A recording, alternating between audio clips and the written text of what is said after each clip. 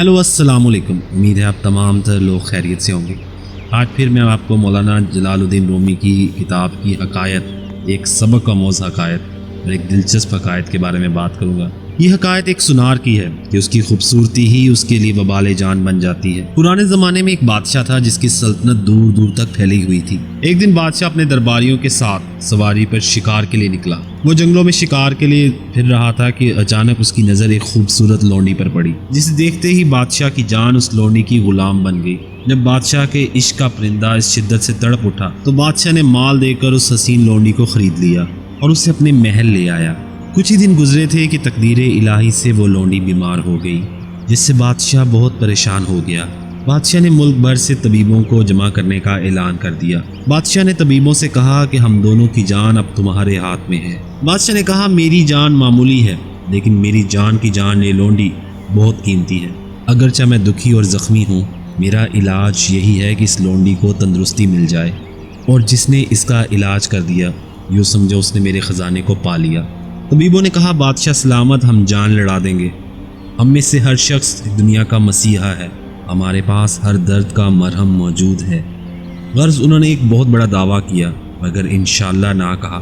मगर तकब्बुर की वजह से उन्होंने इंशाअल्लाह नहीं कहा। अल्लाह ताला ने इंसान की मजबूरी उन पर ज़ाहिर कर दी और उनकी तमाम दवाएं बेअसर कर दी।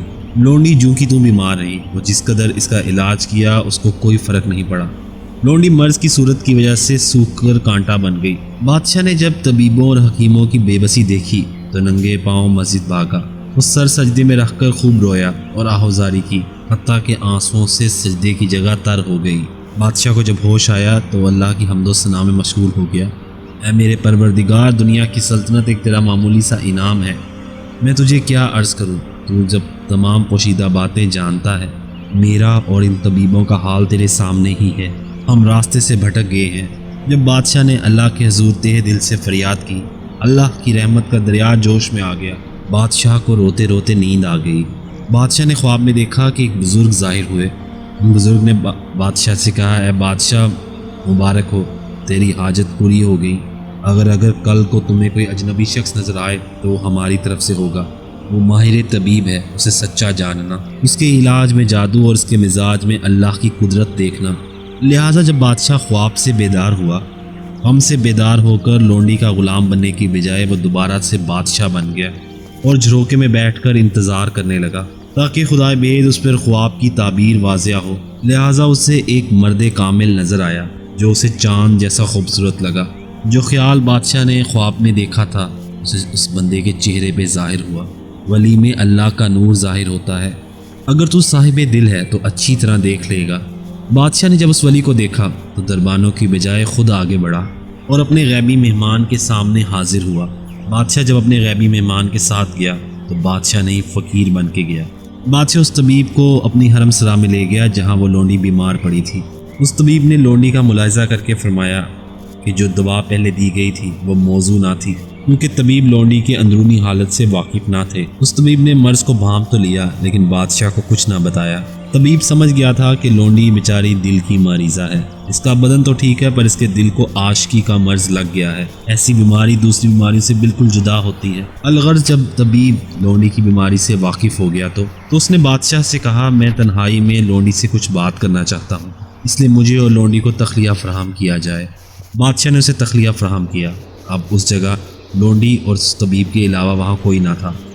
तबीब ने बहुत नरमी के साथ लौंडी से उसके शहर का नाम पूछा, फिर उसके रिश्तेदारों और ताल्लुकदारों का पूछा और हाथ उसके नब्ज़ पे रख दिया। पाँव के तलवे में चुभे हुए कांटे को निकालना जब एक मुश्किल काम है, दिल में चुभे हुए कांटे से क्या हाल होगा, ये हर किसी के बस की बात नहीं है।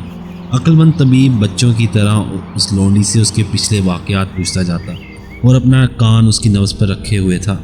वो जानना चाहता था कि किस नाम पर नब्ज़ फड़कती है ताकि पता चल सके कि उसका जानी महबूब कौन है। मुख्तलिफ़ शहरों और लोगों के बारे में पूछते हुए वो उससे हकीकत मालूम करने की कोशिश करने लगा। लौंडी का चेहरा ना ही जर्द हुआ ना ही नब्ज़ फड़की। बातें करते करते अचानक शहर समरकंद का जिक्र आया तो लौंडी ने ठंडी आह भरी और उसकी आंखों से आंसू जारी हो गए। लौंडी कहने लगी कि वहाँ पे एक ताजिर ने उसे एक मालदार सुनार के हाथ बेच दिया था। मैं उसके पास 6 माह रही, फिर उसने भी मुझे आगे बेच दिया। यहाँ पर लौंडी की नब्ज़ फड़की और चेहरा जर्द हो गया طبیب ساری کہانی سمجھ گیا۔ طبیب نے لونڈی سے اس سنار اور اس جگہ کا پتہ معلوم کر لیا اور لونڈی سے کہا کہ اب تم تکلیف سے نجات پا جائے گی۔ میں تیرا مرض سمجھ گیا ہوں، لیکن یہ راز کسی پر نہ کھولنا۔ لونڈی اس کی باتوں سے مطمئن ہو گئی۔ طبیب نے بادشاہ کو لونڈی کا کچھ حال اشاروں سے بتا دیا اور بادشاہ سے کہا کہ ایک قاصد کو سمرقند بھیجا جائے اور سنار کو انعام کا لالچ دے کر یہاں بلایا جائے۔ اس طرح لونڈی خوش ہو جائے گی اور اس طرح یہ مسئلہ حل ہو جائے گا۔ جب اس تنگ دست سنار کو دولت نظر آئے گی تو وہ گھر چھوڑ دے گا۔ سونا عقل کو دیوانہ بنانے والی چیز ہے۔ بادشاہ نے طبیب کی بات سن کر 2 قاصد سنار کی تلاش کے لیے روانہ کیے۔ وہ دونوں سمرقند پہنچ کر سنار سے ملے اور اس کے کام کی بے حد تعریف کی۔ انہوں نے اسے کچھ کپڑا اور سونا چاندی دے کر بادشاہ کے پاس چلنے کے لیے آمادہ کیا۔ یہاں پر سنار لالچ میں آ گیا۔ وہ اپنا شہر اور اپنی دکان چھوڑ کر ان کے ساتھ چل پڑا۔ وہ بڑی شان و شوکت سے سوار جا رہا تھا، مگر اسے معلوم نہیں تھا کہ اس کے ساتھ کیا ہونے والا ہے۔ اسے بادشاہ کے سامنے لایا گیا اور اس کی بہت حوصلہ افزائی کی گئی۔ بادشاہ نے اسے بہت سا سونا دے کر شاہی زیورات اور برتن بنانے پر لگا دیا۔ پھر طبیب نے بادشاہ سے کہا کہ وہ لونڈی سنار کو دے دے تاکہ وہ اس کے ساتھ مل کر خوش ہو جائے۔ بادشاہ نے لونڈی کا نکاح اس کے ساتھ کر دیا تاکہ وہ اکٹھے رہیں۔ طبیب نے ایک ایسا شربت سنار کے لیے تیار کیا کہ تاکہ 6 ماہ کے عرصے میں وہ گل گل کر کمزور اور بدصورت ہو گیا، چونکہ لڑکی صرف اس کی خوبصورتی پر عاشق تھی۔ وہ محض رنگ و روپ کا عاشق رسوائی کے سوا کچھ نہیں ہوتا۔ اس کا حسن زائل ہوا تو عشق بھی ٹھنڈا پڑ گیا۔ سنار کا وقتی حسن ہی اس کے دشمن بن گیا۔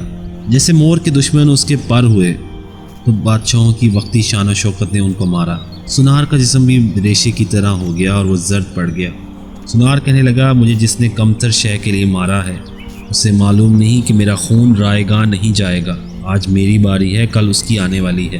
مولانا رومی فرماتے ہیں کہ بد نصیب سنار کا طبیب کے ہاتھوں ہلاک ہونا نہ ہی کسی امید کی بنا پر تھا، نہ ہی کسی خوف کی بنا پر۔ اس نے اسے بادشاہ کے ہاتھوں قتل نہیں کیا جب تک اللہ کا حکم اور الہام نہیں ہوا۔ بادشاہ نے وہ خون شہوت کی خاطر نہیں کیا۔ بادشاہ شہوت اور حرص و ہوس سے پاک تھا۔ اس نے اچھا کیا، بظاہر یہ برا ہوا۔